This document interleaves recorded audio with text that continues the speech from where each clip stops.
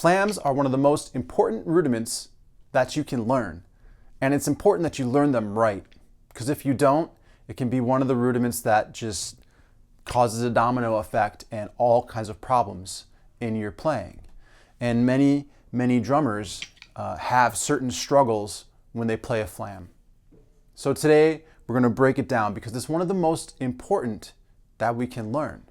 When I am starting with a new student who's a beginner, it's one of the first rudiments I teach them. And if I'm working with a student who has experience or is making a comeback to drums after a hiatus, it's one of the first rudiments I want to hear them play because it tells me so much about what we need to work on in our playing, where our deficits are, where our strengths are. There's some important things happening here that we're going to break down and learn how to learn the right way. All right, so first, flam sounds like this.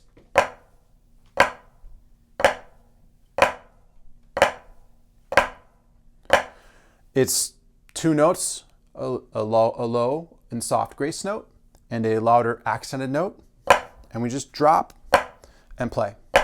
That easy, okay?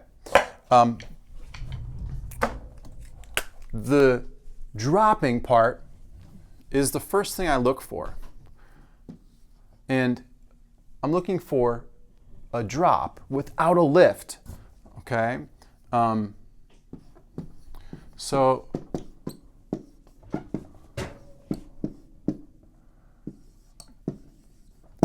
don't lift the grace note before the drop. And it's this part right here. Check it out. We're about to drop to create a flam. A huge tendency for people is to raise this grace note up and this hand a little bit too, and then drop them down. And now the distance between the sticks is really close where we started here. And instead of a flam, you might get a pop sound like that, where they hit too close together to really make that separation of sound.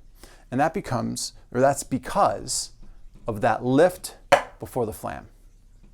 Lift before the flam. So don't do that. All right, but don't get this statement confused with what the grace note does after it strikes the drum, because after the grace note strikes the drum, it lifts up. Okay? So step number 2, the second thing I'm looking for is to do lift the grace note. All right, so it's about doing it at the right time, in the right way, and that will create a really clean sounding flam for you and a really consistent sounding flam for you.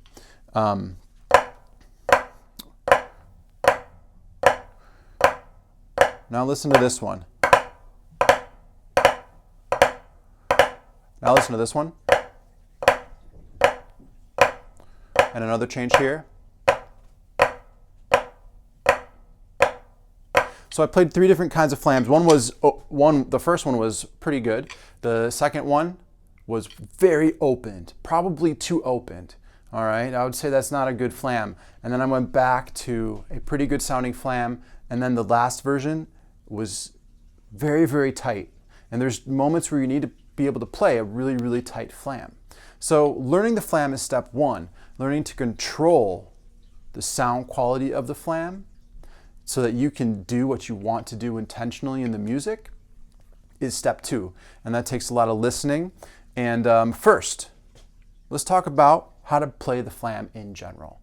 All right, so here's an exercise for you. We're going to play the grace note as a continuous tap. And you are going to lift it every time, but it's going to stay pretty low. If you wanted to put a number on it, I don't know, 2, maybe 3 inches off the drum, okay? And on beat 4, the accent note is going to drop, okay? So here we go. It's going to look like this. 1, 2, 3, drop. 1, 2, 3, drop. 2, 3, drop. Whoops. 2, 3, drop. 1, 2, 3, drop. All right, so not my best drops. I hit my stick once, I hit the rim once. That's another thing we're kind of working on when we do these exercises is our target practice when we're dropping. So I didn't do so good on that one. But why do we do this? This helps us get rid of that lift. If we just set up and play, that temptation to lift is going to be there. So keeping this grace note hand active and at a low height is a really great way to stop that extra big lift from happening, because it's already actively lifting low and in that pattern. Kind of like sets up your nervous system to keep it low and controlled, okay? So do that with both hands. We did that with the left hand low. Now we're going to do it with the right hand low. Let's see if I'm a little bit better with my target practice. Nope. All right. And if you're practicing, I'm trying to challenge myself right now and not look at the drum, but go ahead and look down sometimes. Check out your stick, see what's happening. You can assess yourself better that way. And you'll notice I'm being way more accurate when I do this too, when I look. So that's going to help that grace note stay down and get rid of that temptation to lift. But then you got to put it into action. I want you to go to an alternating flam, nice and slow, and switch, and switch, and switch, and switch. I want you to watch that stick. I don't want any big lifts like that, okay? And if you're able to do that, then you're ready to speed it up a little bit. All right, but practicing it slow gives you the chance to assess it, gives you the chance to control it a little bit more, and that's really important. Learning this right from the beginning will get rid of tons of potential hassles and bad habits in the future, okay? The second exercise that's really important for flams is to do an accent tap exercise, because that's essentially what you're doing. When you switch hands, you're kind of going from an accent to a tap, and vice versa. I'll take one hand out. So this is what a flam is with one hand. You'll notice that I'm going very full strokes. I'm bringing the stick all the way up and keeping it about 2 to 3 inches down on the rebound. It's important to use this full stroke and to go with these slow tempos. You're going to train your muscle memory faster. You're going to train it more accurately, and then when you speed up tempos, you'll be able to keep this good technique happening. You won't have as many bad habits creep in. So we can do an accent tap pattern. Here's a very simple exercise we can do. We're going to do it right hand first. Okay, so the right hand is up, and it will look like this.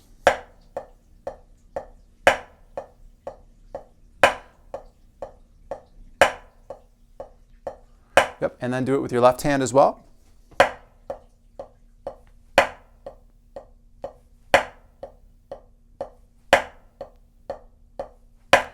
Very nice. And then finally, you can do this with both hands together as well. So, but try not to flam, yeah? So you want that pop sound. Good, and as this gets better, go ahead and bump up the tempos. And really listen for that difference in your sound. Accents and taps. 2 sounds. I want you to control them. I don't want any third sounds creeping in. No little crescendo sneaking in. Just make it exact for this exercise.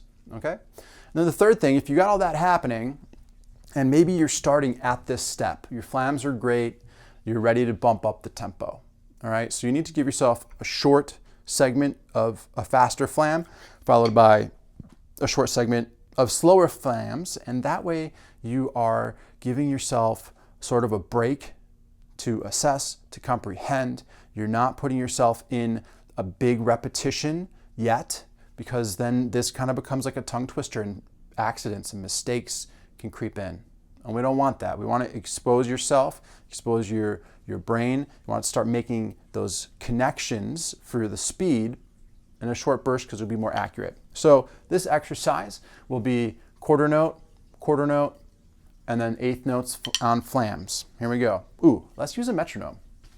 This way you can track your progress, you can track your speed. We're starting slow to make sure we're accurate, and it is at 70 beats per minute right now. So here we go.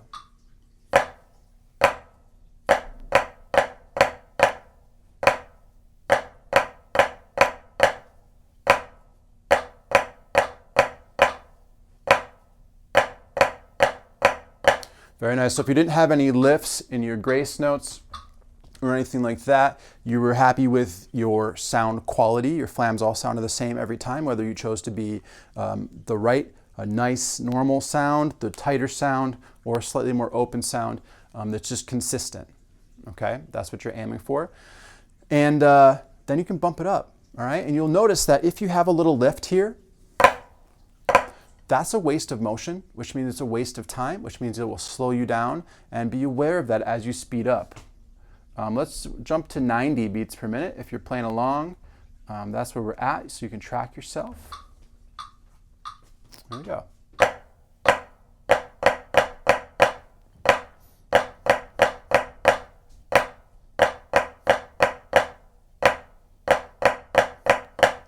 Very nice, and one more, we'll bump it up to 120. There we go. 2, ready, and. All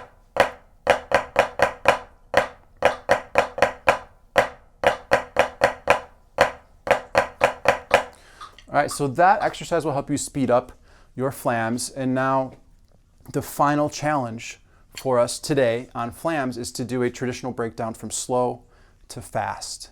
All right, and as we do this, you're going to use full stick heights, and you're going to slowly speed up until you get to your fastest tempo, which means the fastest you can execute it at 100%.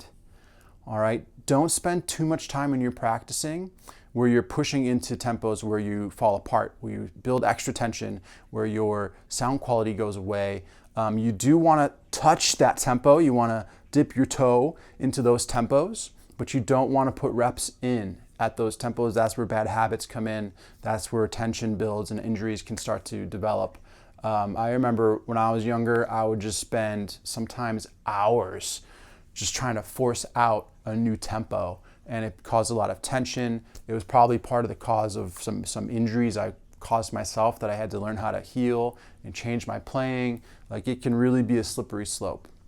So experience that tempo where it falls apart, then touch it and back off. Okay? Don't spend too much time digging into it. So for the breakdown, we're not going to use a metronome because we're going to flow from slow to fast to slow, and it would sound like this.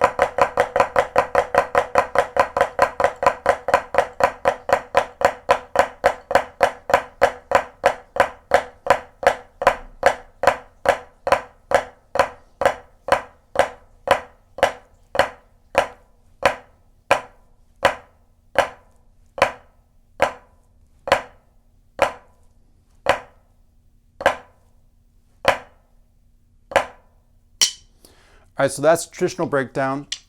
These techniques can help you build better chops, and it's important that you go slow, and it's important that you are assessing yourself as you play, and that you are having intention. You want to know what sound you want to hear in your flam and get it every time. And if you're not, we can use these exercises to help that. All right, so keep drumming, have fun. Tell me what you want to see next. Tell me what you're struggling with. I want to help you out with another video, and subscribe so you don't miss any more of these tips. Have a good one.